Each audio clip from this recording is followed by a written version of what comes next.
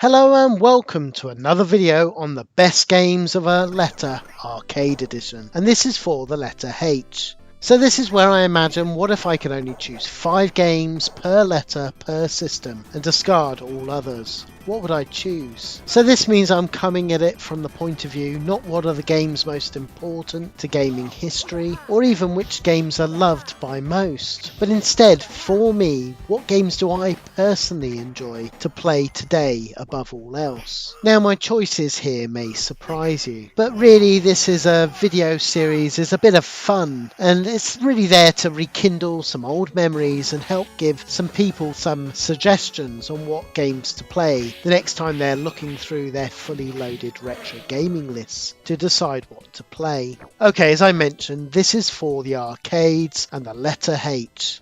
So without further ado, let us begin. Now for my 5th choice, I had a really tough time as there was a few I was deciding to include on this spot, but in the end I decided to go for the brilliant if tough blaster Hyperdual, released in 1993 by Technosoft. Yes, the same company who did the brilliant Thunder Force series. In fact, this is essentially the same team who made Thunder Force 4, so if you love that game then you'll know what to expect here. Being made for the arcades as opposed to the Mega Drive, it means the technical wizards have really pulled out all the stops here, with epic full screen effects and full on action that still make your jaw drop even today. From that opening level with a full-on space battle raging behind you in beautiful parallax, all set to the amazing soundtrack, you know you're in for something special, and it doesn't disappoint. One of the gimmicks of the game here is there's 2 modes to the ship that can be triggered depending on whether you press the first fire button or the second, which switches you between a spaceship or a robot. Press the first fire button and you keep in ship form. This has marginally less firepower than the robot mode, but is a smaller hit target and you're a little quicker. Likewise, the robot is slower but more powerful and with a bigger hit target. Now consequently I prefer to be the ship most of the time, but it's a really cool feature nevertheless. Incidentally, if you press both fire buttons together, you also get another special attack where orbs rotate around you for some additional firepower. Now the power-ups in this game are amazing here, with a huge arsenal of weaponry at your disposal, including a brilliant full-on computer-controlled drone robot. This is like having a player 2 help you out in the action as he joins you in the fight. Yes, overall I really enjoy this game, although I do find it still far too tough, particularly as you go onto the claustrophobic levels, and it makes it a little bit too frustrating for me if I'm honest. But if you're up for that mega challenge and love the Thunder Force games, then this is well worth tracking down. Now back in the day this only saw a single home port on the Sega Saturn, released in 1996, but wow, what a home port this is, with both an arcade perfect conversion and an enhanced Sega Saturn version of the game, with even better graphics and some minor gameplay tweaks. Sadly, this Sega Saturn game is one of the priciest games for the platform, so unless you have some really serious deep pockets, then the only way to play it is on Mednafen Sega Saturn emulator or on MAME as you're seeing here. Okay, that brings me on to my 4th game, and for this I've chosen Hydro Thunder, released in 1999 by Midway Games. This is a fun arcade powerboat racer, which is all about riding the waves across 12 exciting tracks, all against the other powerboats. This is pure arcade racing action, having you negotiate the course and jumps to pick a short nitro boost to speed you more quickly along the checkpoint based tracks. It's also fun here, with great shortcuts, death-defying heart in your mouth drops that mean you will never tire of the stunningly fun arcade racer. It also has a nice range of crafts as well that can be raced on, which is a nice touch. Thankfully, this game did see a brilliant home port on Sega Dreamcast console, and it had some OK ports on the PlayStation and N64 as well. Even better, a few years later, it also appeared on the brilliant Midway Arcade Treasures Volume 3 compilation. This was released on the PS2, Xbox and GameCube. Now incidentally, if you're an arcade racing lover like me, this compilation is well worth tracking down, as it contains lots of arcade races that's never really been effectively emulated elsewhere, so well worth giving this compilation a go. Incidentally, if you're a fan of the Hydro Thunder game, then know that there is a sequel called Hydro Thunder Hurricane, which came out on the Xbox 360 and is still compatible on later Xbox machines and PC. In fact, it's on Game Pass. This is a great update and a worthy sequel, in my opinion. Right, let's go on to my number 3 choice, and for this I went for the Sega Racing Classic Hang On, released way back in 1985. This was Yu Suzuki's and his team's first foray into the racing genre, giving their answer to Namco's pole position, but with bikes. Gameplay is simple here. Race against the other riders and against the clock and try to reach that next checkpoint before the timer runs out. Each checkpoint stage is wonderfully different as well, really driving you on to reach that next location. You start off in the Alps, and then it's the Grand Canyon, City Night, Seaside, and then finally the circuit to complete the game. Now, back in the day, this saw a really good Master System port, being a real system seller, being bundled in actually with most of the consoles. But outside of that, it really only saw conversions on some obscure Japanese machines like the MSX, so for many of the original game, it passed them by. Thankfully, years later, this did appear on the little-known Dreamcast Yu Suzuki Games Work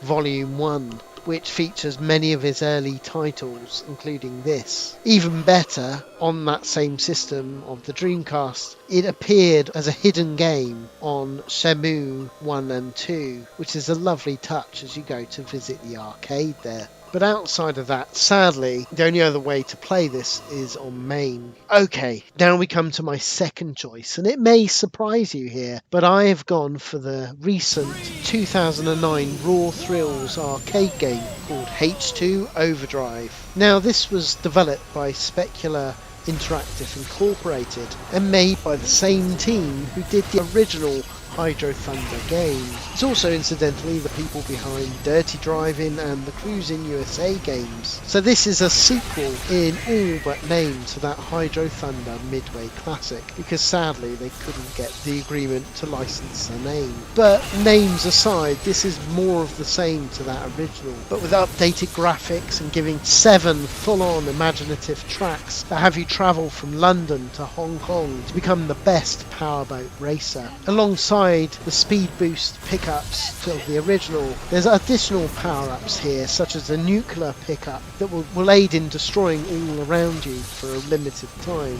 And that's what I love with this game, is so many little touches, such as rewarding you 1 second boost for each rival boat you smash out the way, adding to the fun and mayhem. In addition, you're rewarded with points at the end of each race to help upgrade your boat and encourage you to play the game again. And that's what this game is. It's fun with a capital F-U-N. Now, I've always loved the premise of the original, and I even loved the Xbox only sequel, Hydro Thunder Hurricane, but this game improves on that even more. So much so, I'm grinning in pure joy as I make my way through this game. Sadly, outside of the arcade original, this H2 Overdrive has never seen a home port, which is a real shame, and another reason that there needs to be a Raw Thrills racing compilation in everybody's life. But until that day, this can be played on Techno Parrot emulator, and it does a really good job, although be warned, you need a powerful gaming PC to pull it off. Outside of that, unfortunately, you'll just have to go rooting around the many seaside resorts to try and track down this gorgeous 42-inch screen sit-down cabinet. Either way, give this game a go, any way you can. We all need more arcade racers back in our lives again, and this goes some way towards that. Right, so that leaves my number 1 game for the letter H, and of course it had to be House of the Dead 2, released in 1998 by Sega and the development house Sega AM1 Research and Development Division. Now, in the original 1996 light gun game, it was a revelation on its release, putting the B-movie horror film shtick and building a fun roller coaster of a ride as you travelled and blasted your way around the monsters and zombies and beasties all around the Curian mansion. The sequel takes on that premise still further, being armed with a much more powerful Naomi build this time, and therefore it improves upon the original in every way. Now all the original cheesy dialogue is thankfully still there, but this time there's much more variety to all the levels, now being set in a sumptuous Italian city, and the improved visuals really bring out that great art design of all those zombies and monsters that was lost on the original more simplistic 3D engine game. The game also had some pretty epic boss battles as well, each with their own weaknesses that must be exploited. These ender level bosses are huge, really giving an epic feel to the game. It also has multiple paths being shown for different ways through, depending on whether you manage to save someone quickly before they're mauled to death by the marauding zombies. Now, hearing someone whom you fail to be quick enough say as their dying breath, "I don't want to die," before expiring in front of your eyes really retches at your guilt string here, and the developers and designers play on it so expertly. Consequently, since its release, this has become my favourite light gun game of all time, despite many other games being released over the years since. In fact, even 3 more official sequels and countless spin-offs of the original House of the Dead series. I mean, don't get me wrong, I do enjoy the others. House of the Dead 3 with the darker visuals and the slower pace with the shotgun is a lot of fun, as is the all-out action Uzi machine gun filled 4th game, or even the 5th game Scarlet Dawn, which allows you to select different weaponry before each level, giving you the best of both worlds. But all of them, as good as they are, they seem to be missing some of that original magic of this second game. Now, back in the day, there was only a port of this on the Dreamcast console and the PC, but the Dreamcast console was epic as there was a light gun peripheral that you could get for the machine, and it was pretty much arcade perfect in your home. The PC version is also very solid, but of course you had to use the mouse and therefore lose something. Now, since then, the game has shown up as hidden unlockables on House of the Dead 3 sequel on the Xbox, which was a wonderful surprise back then, and later on it appeared on the Nintendo Wii with House of the Dead 2 and 3 Returns, finally allowing people to play this game with a light gun on modern TVs again.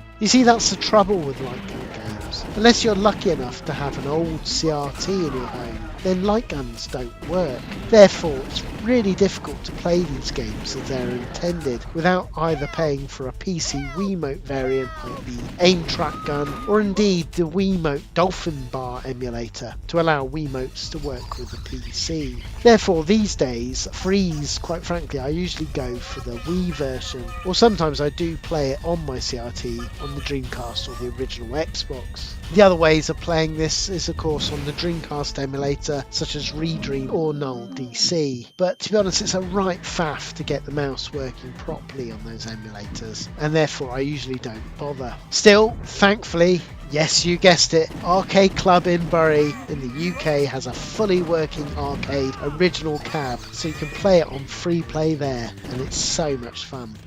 Well, there you go. There's my top personal favourite 5 games for the letter H on the arcade. But as always, I want to shout out some big hitters that failed to make my list, and plenty of honourable mentions that I'm really excited to tell you about because there's some real hidden gems on this letter. Okay, the first up is Hard Driving, released in 1989 by Atari. Now, this was the first game in the arcades to use 3D polygons for a racing game. Now, back in the day, it was a huge amount of fun, with you convincing yourself as a kid that it was like driving a real car. Now, there were only 2 tracks you could choose as you drove. There was the boring speedway track that quite frankly nobody would waste their hard-earned coin on as a kid. And if you turned right, the stunt track with a loop-the-loop and jumps to contend with. Now going back to it today, the game's really clunky, but undeniably it's important to video gaming history, and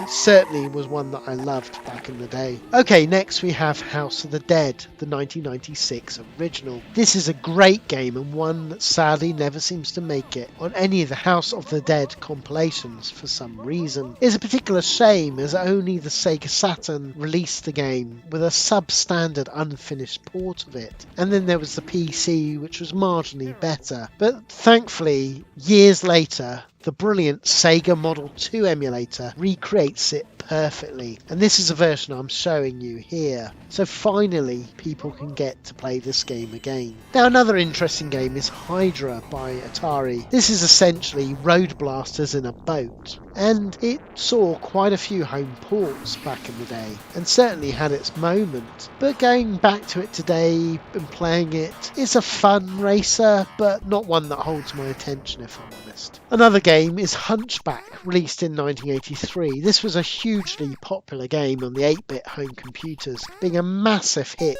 for Ocean. Now, based on the Century Electronics arcade original, this is a simple platformer as you take Quasimodo across a variety of castle ramparts to rescue his Esmeralda. It's slow and it's clunky and it was horribly out of date visually even on its release. And yet every time I go to it, my nostalgia tinted goggles always makes me play it whenever I get a chance. Finally, for the big hitters, there's Hyper Street Fighter 2 Anniversary Edition, released by Capcom in 2004. Now this was to celebrate Street Fighter being 15 years old, and this has all the fighters and moves from that 2D main series. So you have World Warrior, Hyper Fighting, Championship Edition, Super, Turbo and Super Turbo all in one game. This is a huge amount of fun and one definitely for all Street Fighter 2 lovers out there. Right, those are the big hitters, but I'm really keen to give you some honourable mentions as there's some amazing hidden gems that you may not have heard of before, and I can't wait to share them with you. First off, I have an absolute belter with Data East's 1993 title Heavy Smash The Future's Sports, made by the same designer who did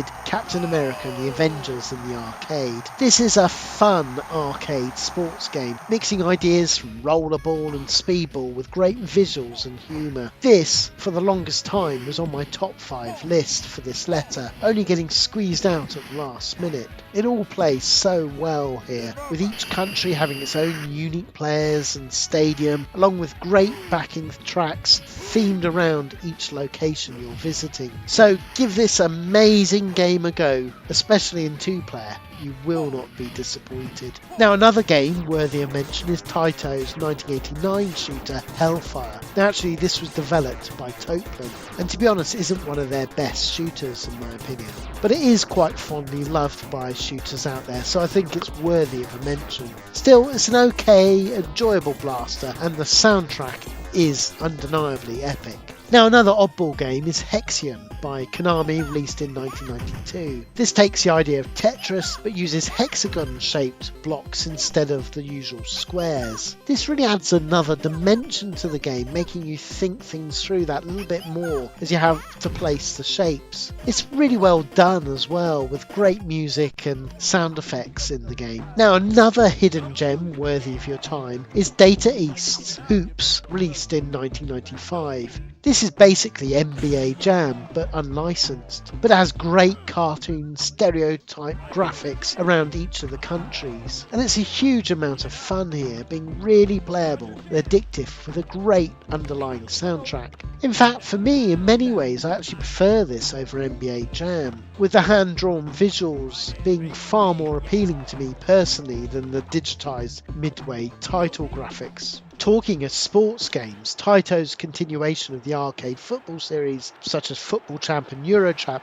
92, culminated to this final game in the series called Hat Trick Hero 95. This is a huge amount of fun. It may be missing some of the charm of the earlier titles, but gameplay wise, this is probably the best arcade football game out there. It also had a Sega Saturn port in Japan, which is well worth tracking down and getting if you enjoy those kind of games. Now here's an interesting one, Halley's Comet, released by Taito in 1986. Now, on its release, this was visually hopelessly out of date, but gameplay wise it's a really fun shooter, with the added element of shooting down the falling comets and ships, knowing that if you miss them they will go on to damage the Earth you are single-handedly protecting. Actually, you can see the Atari 7800 Planet Smashers game clearly took a lot of inspiration from this arcade game. It's probably why I like it so much. Now, keeping with lesser known titles, then we've got to mention Hammerin' Harry, which may be worth a look.